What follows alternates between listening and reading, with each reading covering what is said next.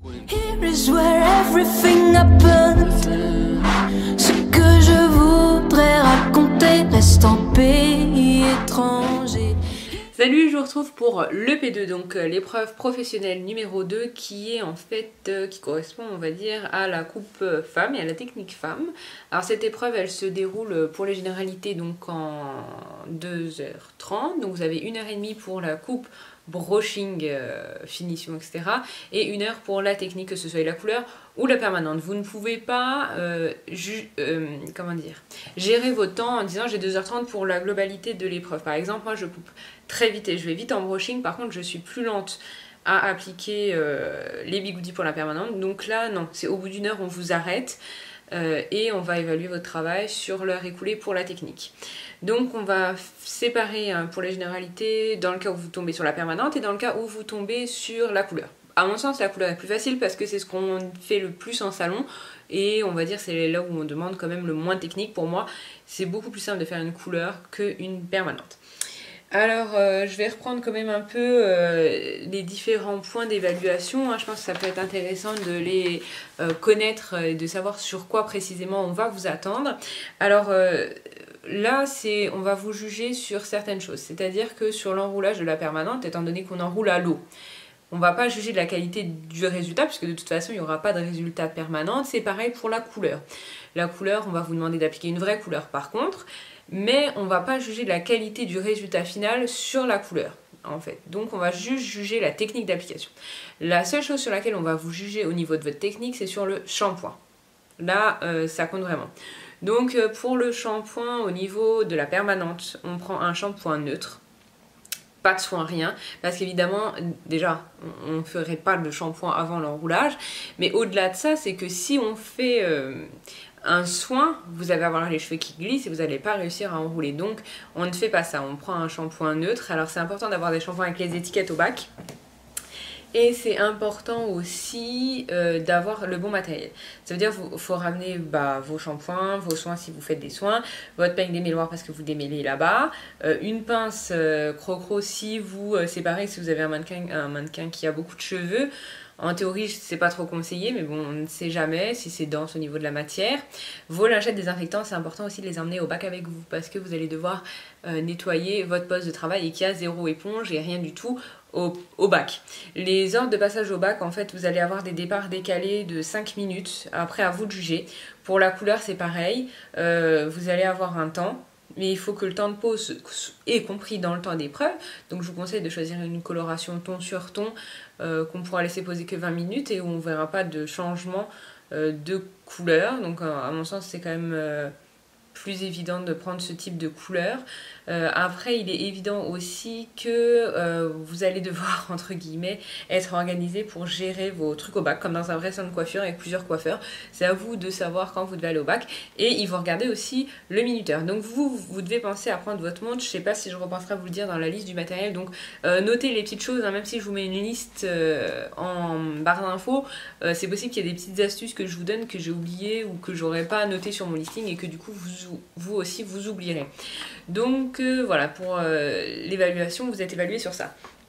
Donc comme d'habitude, maîtrise des règles d'hygiène, d'ergonomie, sur la gestion de votre matériel, l'organisation de poste de travail, l'utilisation des produits et la qualité et les maîtrises des savoirs associés, donc pour la coupe, pour le brushing, etc. Donc du coup vous avez aussi la possibilité de faire un séchage sous casque et là vous disposez d'une demi-heure supplémentaire, le temps de séchage en fait, mais il faut le préciser avant l'inscription bien évidemment. Bon, en général c'est une solution peu utilisée, en tout cas moi j'ai jamais vu dans mes salles d'épreuve d'utilisation de ce type de séchage. Alors pour la pratique, donc 2h30 plus 30 minutes pour séchage éventuel sous casque qui est coef 6. Donc si vous êtes sur la perme, donc shampoing, donc comme je vous disais shampoing neutre, suivi d'enroulage permanent, de préparation, application, rinçage, de la coloration suivi d'un shampoing, donc soit l'un soit l'autre, hein. Ça c'est sur 60 points. Donc vous êtes normalement vous savez déjà à peu près 2 mois avant la date d'examen le truc. Donc pour l'enroulage de la permanente, il est précédé d'un shampoing comme je vous le disais, en méthode directe, c'est-à-dire que vous devez humecter vos mèches à mèches ou zones. Il y a 2 écoles. Et vous enroulez en direct. Donc c'était ça que je voulais dire. Donc le diamètre maximum c'est du 14 mm. Moi ce que je vais vous présenter c'est des 13. Après selon, moi j'ai vraiment très peu de cheveux, donc moi je serai un modèle parfait parce que ça irait très très vite hein. Si vous avez un modèle qui a beaucoup de cheveux et beaucoup de longueur, c'est vraiment très compliqué. Je vous conseille vraiment de couper aux épaules vos mannequins avant l'épreuve hein. Vous avez encore de la matière pour travailler, donc il n'y a pas de souci, c'est pas la peine d'avoir un mannequin qui a les cheveux en bas du dos. Moi c'était mon cas, c'était vraiment trop compliqué à gérer, et tout ça pour finir quand même avec un carré plongeant, donc au final elle serait venue avec un carré, c'était la même. Donc je pense que c'est pas mal de voir ça.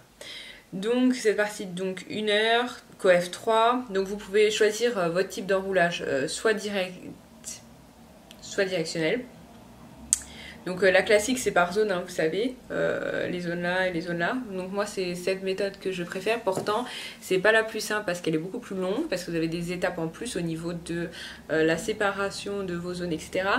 Mais la méthode d'enroulage en quinconce, en fait, donc directionnelle, est pour moi plus difficile parce que j'ai pas du tout la maîtrise des dimensions, et pour moi c'est très difficile d'évaluer à l'œil nu en fait la taille de section qu'il faut que je prenne pour les bigoudis. Pourtant cette étape va beaucoup plus vite, c'est à dire que moi quand je prépare mes zones, en plus voilà, je suis quelqu'un de très carré, très voilà, exigeante, donc le temps que je prépare mes 8 zones, les autres ils ont roulé la moitié d'une tête. Donc je pense que si vous pouvez travailler sur la directionnelle, je pense que c'est quand même mieux pour vous si vous y arrivez. Si vous n'y arrivez pas, travaillez sur la classique. Si vous voulez, là il n'y aura pas du tout de technique hein, dans cette vidéo, là c'est vraiment des généralités et pour vous aider à préparer votre épreuve. Mais si vous voulez des techniques, des conseils sur la pratique même, hein, n'hésitez pas à le mettre en commentaire comme je vous l'ai dit. Allez voir les autres vidéos, hein, donc j'essaierai de faire une playlist CAP coiffure, comme ça vous pourrez retrouver toutes ces vidéos là avant les épreuves. Donc c'était tout pour la partie pratique pour la permanente. Pour l'application de la coloration, donc c'est une coloration d'oxydation en utilisant un produit crème ou gel. L'application est réalisée bol pinceau en procédant en 2 temps. Donc vous faites comme au salon, hein, en fait vous travaillez les repousses puis les longueurs. Donc ça reste quand même tout à fait classique, hein. Il n'y a pas de changement comparé à ce que vous faites d'habitude dans le salon. Par contre en permanente, en général on fait rarement en direct, hein, c'est assez rare, en général on enroule et puis on fait ensuite l'application du produit, voilà. Donc ensuite vous rincez votre coloration, là c'est vraiment une vraie coloration, donc vous faites vraiment comme au salon, donc vous rincez et vous prenez bien évidemment les produits et shampoings adaptés à la coloration, c'est-à-dire un shampoing qui va refermer les écailles du cheveu et un soin post-coloration, ça me paraît évident. Ça me paraît évident aussi qu'il faut que vous appreniez à faire un beau turban, hein, ça peut... C'est tous des petits détails qui font que bah, ça fait mieux et que c'est quelque chose... de positif, hein. C'est toujours les petits détails qui vont ramasser peut-être là où vous êtes un peu plus bancal. Après, il ne faut pas non plus se prendre trop la tête, mais je pense que c'est important quand même d'avoir des petites clés comme ça qui peuvent vous aider. Donc pareil, c'est le même coefficient, hein, couleur et permanente, coef 3. Donc comme je vous l'ai dit, on prend en compte que la technique d'application. Bon, après vous appliquez comme je pense vous le faites en salon. Donc pour vous montrer vite fait, c'est toujours avec le peigne et le pic dans la même main. C'est la technique salon, on va dire, hein. Enfin c'est rare de travailler qu'avec un pinceau en salon. En général on a vraiment peigne à queue et pinceau. Donc je vous conseille de vraiment travailler comme ça. Si vous voulez pareil des petits points techniques pour le maintien des instruments, n'hésitez pas à le marquer dans le commentaire, ce sera l'objet d'une autre vidéo parce qu'on ne peut pas tout concentrer sur une vidéo, hein, sinon ce serait vraiment... déjà c'est assez long alors qu'il y a que du blabla, alors imaginez si je commence à expliquer la technique, là ce serait vraiment trop long. Alors ensuite pour la coupe suivie d'un coiffage, donc là c'est la coupe, rétrécissement minimum de 3 cm sur l'ensemble de la chevelure. La coupe doit être significativement de la coupe EP1, donc c'est comme je vous le disais dans la coupe EP1, si vous avez déjà vu cette vidéo, sinon je vous invite à aller la voir. Vous pouvez pas faire une coupe homme ou à la garçonne 1 et une coupe, la même coupe en fait à l'évaluation 2. C'est important de changer. De toute façon ça me paraît assez évident que ça tombe sur le sens, mais sait-on jamais. N'oubliez pas pour la couleur de prendre votre fiche ou vous avez signé la décharge comme quoi que vous avez fait le test de la coloration sur votre modèle, c'est important de l'avoir. Moi je vous conseille, vous la faites en double, en triple exemplaire, vous en mettez partout, dans votre voiture, dans votre sac. Pareil, qui sera important si vous avez un modèle qui fait jeune, hein, parce que si vous y allez avec votre mère, normalement ça devrait passer. De prendre sa carte d'identité pour prouver qu'elle a plus de 18 ans, hein, c'est important pour les femmes. Pour les hommes, on avait dit 15 ans, pareil, les pièces d'identité. Si vous avez un jeune frère, par exemple, si vous y allez avec votre père, normalement il n'y a pas de souci pour l'âge. Donc voilà. Sinon, qu'est-ce que j'avais noté à vous dire? Voilà, tous les matériels, tous les produits de mise en forme et de finition sont admis et peuvent être associés. Voilà. Donc dans cette EP2 coupe femme, vous avez l'épreuve écrite, mais on va pas se lancer dans les épreuves écrites maintenant. Bien évidemment, si vous êtes intéressé par les détails de ces épreuves-là, je peux faire une autre vidéo sur la partie écrite qui dure aussi 2h30. Donc c'était à peu près tout pour la globalité. Ensuite, on va parler donc du matériel.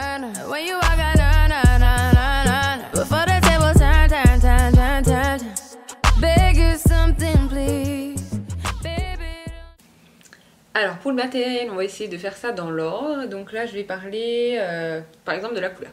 La couleur, donc vous devez avoir votre matos de couleur, c'est-à-dire les consommables, hein, donc votre couleur, votre oxydant, une balance si vous devez bien évidemment, peser. Il est important de laisser la notice d'utilisation de votre couleur sur la table afin que le jury puisse, s'il le souhaite, vérifier le produit que vous avez utilisé et le temps de pause de votre produit. C'est important aussi d'avoir un minuteur. C'est important d'avoir aussi du détachant si vous tachez votre modèle. Si par exemple vous faites du brun, c'est important d'avoir un détachant couleur. Hein. Ça paraît évident, mais c'est les petites choses qu'on oublie et qu'on est vraiment gêné si on les a pas en épreuve.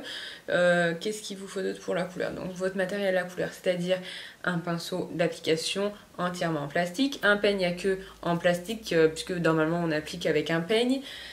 Donc le peigne, c'est un peigne à queue classique. Ensuite il vous faut votre bol à coloration. Donc je disais la balance pour peser votre colorant. Après si ça tombe du 50-50 etc, voilà, c'est assez simple. Vos produits à shampoing associés à la couleur. Donc là par exemple je vais vous montrer, j'avais moi acheté le Soin Kera Soin coloration. Donc c'est ça pour la couleur. Ensuite il y a les gants. Donc moi je vous parle en même temps du matériel que moi j'utilise. Il y a des grosses déceptions, mais il y a aussi des produits que j'apprécie et que je rachète volontiers. Donc là c'est vraiment un coup de cœur. C'est les gants Matador qu'on trouve à la boutique du coiffeur. Donc moi c'est des toutes petites tailles. Je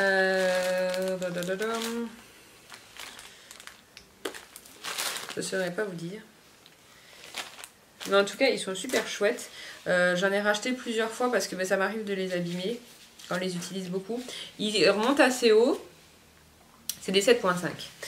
Ils remontent assez haut et à la fois franchement ils sont vraiment bien, ils résistent bien, en plus ils sont teintés donc on voit pas trop l'évolution, la marque des trucs. Après si vous voulez, pensez bien à les nettoyer votre matériel, donc je sais pas si vous taquez vos gants ou pas, après c'est optionnel, vous n'êtes pas obligé de le faire sur place, hein. Donc voilà.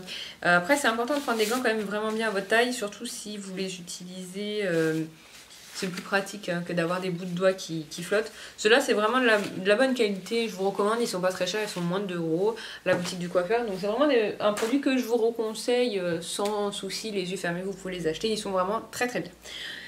Pour la couleur, il faut aussi penser à prendre une serviette de couleur foncée pour éviter les taches.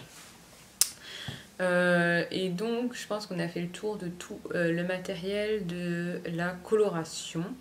Il faut aussi une pince, donc soit vous utilisez ce genre de pince, soit ce genre de pince, et un tablier pour éviter de vous tacher. Alors moi j'en avais pas pris à l'épreuve parce que il y a des salons où on estime qu'on doit savoir poser la couleur sans se tacher, donc où on travaille sans tablier, et c'est obligatoire de travailler sans tablier. Et quand je suis arrivée à l'épreuve, il y a un jeune homme qui m'a dit « Quoi, mais d'avoir un tablier ?» Et c'est vrai que c'est peut-être important de l'avoir, donc pensez à prendre un tablier en tissu chez là où vous faites votre stage, hein, ils vous prendront sans doute un tablier pour l'épreuve, hein, et de prendre une tablette, c'est important parce qu'il n'y en aura pas à disposition là-bas. Donc moi j'avais ramené ma tablette et c'est important de vous entraîner parce que de toute façon on tourne, on est obligé vraiment pour l'épreuve femme d'avoir une tablette. L'épreuve homme on peut encore s'en passer, mais l'épreuve femme c'est vraiment impossible de s'en passer. Donc essayez d'en trouver quelqu'un qui vous en prête, hein. À mon sens c'est pas la peine d'en acheter une juste pour l'épreuve, quoi. Ensuite, pour la partie permanente, de nouveau, votre bol, votre éponge, qui sera humectée à l'eau, pas de produit, et vos papiers pointes. Alors moi, je les avais mis dans un bracelet, ça m'a pas forcément aidé, mais si vous arrivez à travailler avec, enfin moi je trouve que le bracelet était trop rigide et pas agréable pour enrouler. Vous savez, on a quand même des mouvements de poignet, et c'était pas forcément le plus pratique.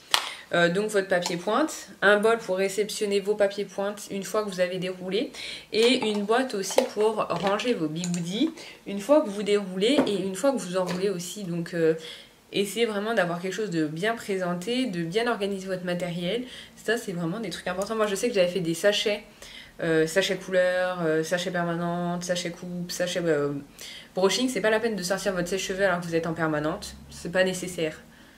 C'est étape par étape, vous sortez et vous rangez votre matériel. De toute façon, en plus, le jury fait un tour en fin d'épreuve technique après la permanente pour juger. Ils vont peut-être dérouler un ou deux bigoudis, il ne faut pas s'inquiéter, hein, voilà. C'est assez représentatif de toute façon. Et du coup, voilà, donc on sort les choses les unes après les autres. Ensuite, les bigoudis. Donc moi, je vous ai dit, c'est des 13 mm.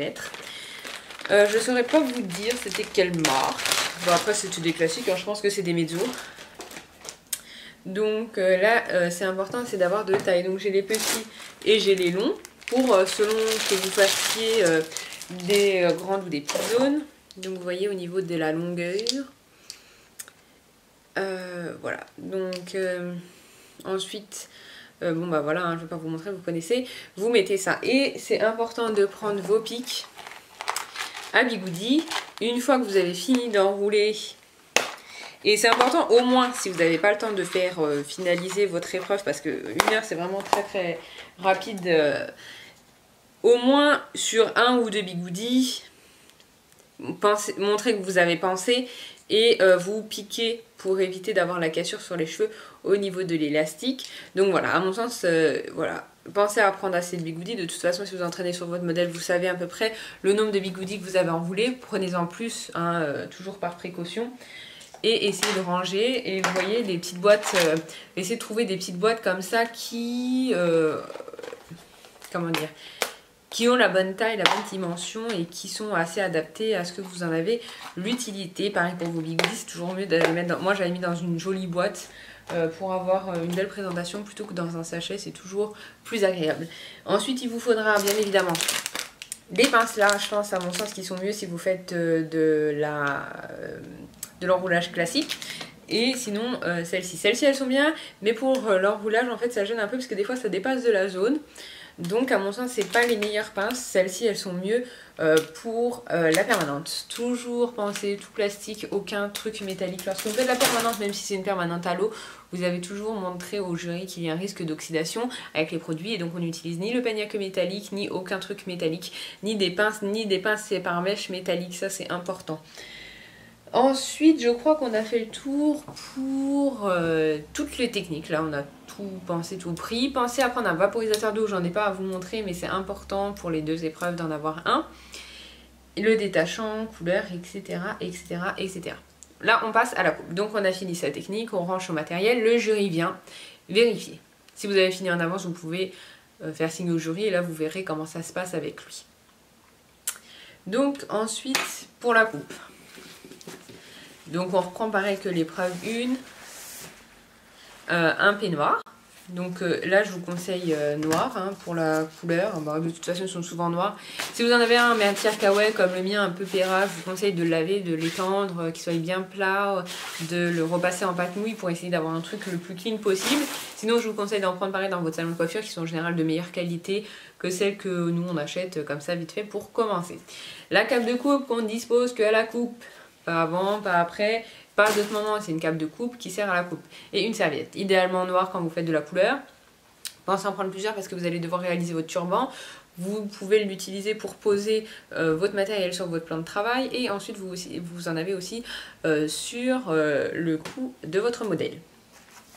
Ensuite, on passe à la coupe. Les peignes. Donc moi, je vous représente ma petite pochette. Donc c'est une pochette Jaguar achetée à la boutique du coiffeur qui je trouvais pas mal. Le plastique n'est pas top ici mais elle coûte pas très cher, je crois qu'elle coûte 12 €, hein. Mais au moins vous avez l'ensemble de vos peignes et ils sont bien rangés. Donc on retrouve l'ensemble des peignes, donc peigne à queue métallique à bannir, vous n'en aurez pas besoin pour les épreuves, peigne à queue en plastique pour la couleur ou pour la permanente, peigne de biais, peigne démêloir, peigne de coupe, peigne fourche, enfin bref vous avez tout ce que vous avez besoin et tout sur votre plan de travail. N'hésitez pas à prendre votre peigne démêloir au bac, hein, ça je vous l'ai déjà dit, je vous en ai déjà parlé. Ensuite le rasoir coupe-chou, donc moi c'est un rasoir de chez Academy, donc pareil avec une lame propre. Vous pouvez emmener les lames de rasoir avec vous, mais à mon sens c'est pas trop l'utilité parce que vous n'allez pas vous amuser à changer votre lame coupe-chou en plein milieu d'épreuve. Donc voilà, si vous avez un phaser prenez-le aussi. Moi c'est l'embout noir là qui se change pour faire phaser dessus. Pour les petites zones qui auraient besoin d'avoir un petit coup de rasage. C'est quand même important de l'avoir et de maîtriser, de ne pas couper son modèle, ça c'est important. En parlant de coupe de modèle, comme dans l'épreuve 1, je vous conseille d'avoir une trousse de premiers soins, donc avec des pansements, du désinfectant. En cas de coupure, ça arrive très souvent de se blesser, occasionnellement de blesser le modèle, donc c'est vraiment important d'avoir le matériel qu'il faut. Toujours en coupe. Mes ciseaux de chez Olivia Garden que j'ai acheté sur Amazon et que je vous recommande, pour moi ils sont vraiment topissimes. Ils coûtent, ils sont chers mais c'est plutôt abordable pour un ensemble de 3 ciseaux. Donc j'ai 2 ciseaux de coupe, donc un 5 et un 7.5 il me semble. Un 5 et un 5,75. Et mon ciseau sculpteur. Donc ils sont vraiment pas mal du tout, c'est vraiment de la bonne qualité, ça fait maintenant quelques années que je les ai. Donc voilà, vous avez la vis de réglage pour avoir la rapidité d'ouverture ou quoi. Pensez bien à désinfecter votre matériel, c'est important. L'hygiène est notée, donc perdez pas des points bêtement. Si vous faites tomber quelque chose par terre, nettoyez-le, nettoyez votre cape de coupe, nettoyez tout. Je sais que c'est pas forcément quelque chose qu'on fait scrupuleusement en salon, mais c'est important vraiment de le faire. Donc en parlant d'hygiène, bien évidemment votre lot de lingettes avec des lingettes qui ne sont pas sèches, hein, c'est important de le faire pour de vrai. Votre petit désinfectant pour les mains, comme je vous le disais pour le reste. Après pour la coupe, pour les femmes, hein, je vous conseille ces pinces là, moi je les trouve vraiment topissimes. Ou les pinces comme je vous ai montré précédemment, pinces classiques. Donc celles-ci elles sont pas mal, c'était surtout pour quand vous avez des grosses sections de cheveux parce qu'en fait elles se courbent. Si on a des pinces droites en fait ça reste droit et là vous avez les cheveux qui s'échappent. Que là en ayant beaucoup de cheveux elles se referment en bout et donc vous pouvez avoir des grosses sections de cheveux qui tiennent intégralement. Ça c'est pas mal. Ensuite il faut votre blaireau pour nettoyer, même chez les femmes, hein, c'est important, les petits cheveux, il y en a toujours un peu partout. Et ensuite votre matériel de brushing, donc vos consommables, lac, gel, mousse, tout ce que vous jugez nécessaire comme produit à appliquer sur votre coupe-femme et ensuite les brosses. Donc vous pouvez avoir la brosse squelette, moi je travaillais pas mal avec cette brosse mezzo. Par contre celle-là je vous la recommande parce qu'elle était vraiment pas mal, c'est une 100% sanglier. J'aime pas hein, la marque Mezzo en général, hein. C'est une marque pour laquelle j'ai vraiment des produits que je trouve de merde. Même s'ils sont un peu moins chers, franchement c'est vraiment de la daube. Donc pour moi ça vaut même pas le prix que c'est vendu. Donc voilà, celle-là elle est bien, elle est en bois et franchement ça fait des années que je l'ai et elle tient le choc, elle est vraiment très pratique, je m'en sers moi pour me coiffer personnellement. Donc c'est vraiment celle-ci, je vous la recommande. Et vous m'excuserez, vos différentes brosses à brushing, donc différents diamètres. Donc celles-ci sont des mezzo aussi, mais celle-ci c'est de la grosse merde, donc je vous les recommande pas du tout, hein. Donc c'est vraiment pas des brosses que j'ai appréciées. D'ailleurs je les ai prises pour montrer que j'avais différentes brosses, mais c'est pas du tout celle-ci que j'ai utilisée. J'avais une L'Oréal, j'ai utilisé une L'Oréal, et je sais pas si vous connaissez, hein, dans le salon où je travaillais, j'avais une brosse ici avec un pic, et ça permettait de faire mes sections grâce à la brosse, et ça c'était vraiment top parce que j'avais pas à glisser mon doigt, et j'avais vraiment l'habitude de travailler comme ça en fait, avec un pic et hop hop hop hop, donc ça c'était vraiment top. Après c'est important d'en avoir une qui est assez ergonomique, qui permet bien voilà, de travailler. Donc celle-ci je les ai achetées au bout même pas d'une semaine, il s'était décollé au niveau du manche, là regardez il manque le bout, alors que c'est des brosses que j'utilise à peine. Donc franchement je vous les recommande pas, malgré qu'elles sont pas chères, c'est pas vraiment de la qualité. Je vous conseille vraiment de vous faire plaisir, d'acheter plutôt une ou deux brosses qui sont vraiment de bonne qualité, que d'acheter celles-ci qui sont vraiment pourries. Donc voilà, c'était à peu près tout pour cette épreuve, pour les produits et pour le matériel. J'espère avoir su vous donner assez de conseils pour cette épreuve de EP2, et moi je serais vraiment très enthousiaste à l'idée de vous parler plus en détail des cours, parce qu'en fait j'ai vraiment apprécié les cours, notamment les cours écrits. Alors je sais qu'en général en CAP c'est pas forcément les choses que vous préférez, en général c'est plutôt la pratique. Moi j'avais adoré les cours écrits, et j'ai vraiment eu de très bonnes notes aux examens. Donc si vous voulez des petits trucs, des astuces, ou reprendre les bases, j'ai encore mes fiches, donc je pourrais vraiment vous en parler, et je serais vraiment ravie de faire ces vidéos là pour vous. Donc si au moins une personne est intéressée par ce genre de vidéos, je les ferai avec grand plaisir. Je pense aussi que c'est important, et que c'est peut-être plus facile des fois de voir, comment dire, d'avoir une explication par quelqu'un d'autre des fois, surtout quelqu'un qui apprécie ces matières-là, pour mieux comprendre. Surtout qu'ensuite il y a les... Vous allez tomber aussi sur la nomination des différents produits, comme la tondeuse, savoir dire, le coupe-chou, c'est où le fil, c'est où le tranchant, c'est où ci, c'est où ça. Et voilà, donc on pourrait travailler ça si vous êtes intéressé par ce genre de vidéo.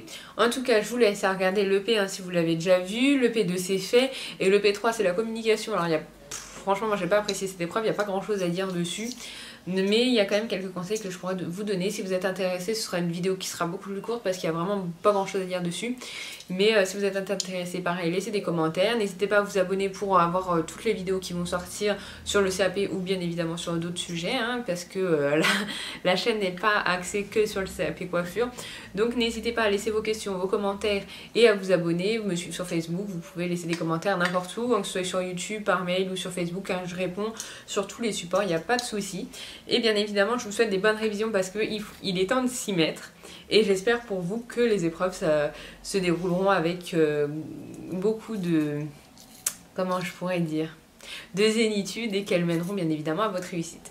En tout cas je vous laisse, et n'hésitez pas, hein, si vous êtes intéressé, et je pense que ça peut vous aider aussi, de me suivre sur ma page motivation sur Facebook, qui est une page en fait où moi je mets quelques images, vidéos ou citations pour vous garder motivé. Donc n'hésitez pas à me suivre sur cette page là, je pense qu'elle pourrait vous aider notamment dans votre réussite, dans vos révisions, pour vous motiver. Et c'était à peu près tout ce que j'avais à dire dans cette vidéo. Je vous retrouve de toute façon bientôt, et j'espère que cette vidéo vous aura plu. Allez, ciao!